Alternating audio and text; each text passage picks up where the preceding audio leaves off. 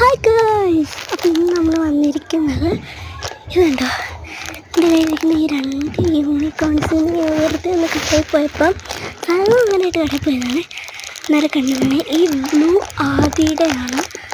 ഇതെനിക്ക് ഇഷ്ടമായില്ലാത്തതുകൊണ്ട് അത് ഞാൻ ആദിക്ക് വെച്ചിട്ടുണ്ട്. എൻ്റെ നല്ലൊരു അടിപൊളി ആണ്. ഞാൻ ഇതുണ്ടോ,